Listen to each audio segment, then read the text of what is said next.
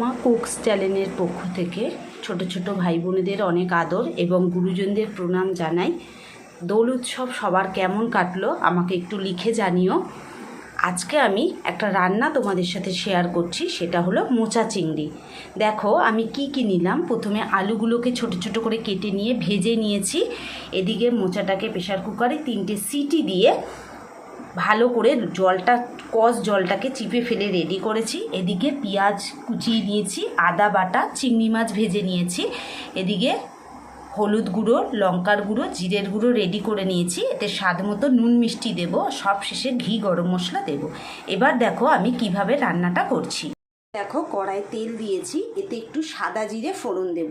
জিরে ফোড়ন দিয়ে দিয়েছি। এবার আমি পেঁয়াজ কুচিটাকে দেব। জিরেটা একটু ভাজা হোক। এবার আমি পেঁয়াজ কুচিটাকে দিয়ে দিলাম।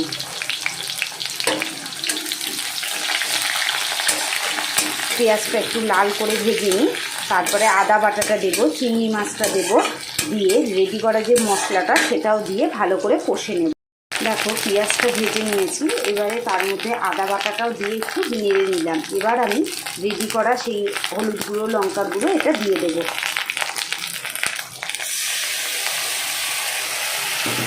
একটু জল দিলাম এর সাথে, দিয়ে মশলাটা কষে নিয়ে আমি মোচাটাকে দেবো, সিদ্ধ করা মোচাটাকে দেবো। খুব সুন্দর করে ভাজা হয়ে গেছে।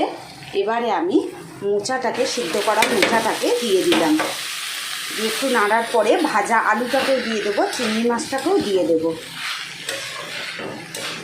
মশলাটা ভালো করে মিশিয়ে নিই মোচার সাথে, নিয়ে মোচাটাকে একটু ভাজা ভাজা করব। তারপরে আলু আর চিংড়ি মাছটা দেবো। মোচাটা ভাজা ভাজা হয়ে গেছে। এবার আমি আলুগুলো দিয়ে দিচ্ছি।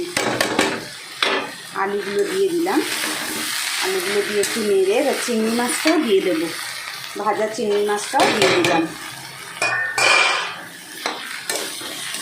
দিয়ে হালকা একটু জল দিয়ে কিছুক্ষণ চাপা দিয়ে রেখে দেবো।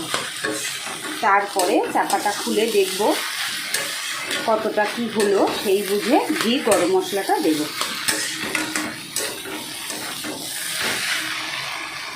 মোচাটা পুরো রেডি হয়ে গেছে। এবার আমি গরম মশলা বাটাটা দিয়ে দিলাম, দিয়ে একটু ঘি দিয়ে দেবো।